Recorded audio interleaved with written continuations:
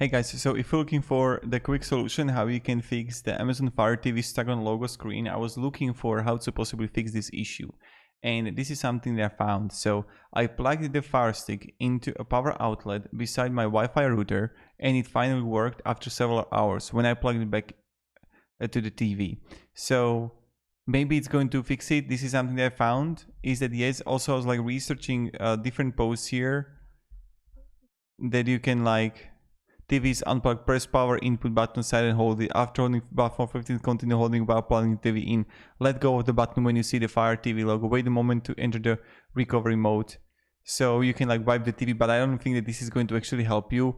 But this is something that I found that maybe it's going to fix it.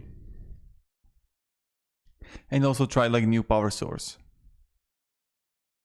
So also, I had to reset the Fire Stick to factory settings and set it up again. This is like another thing that you can try. I just want to make this quick video. Maybe it helps you. So have a great day and goodbye.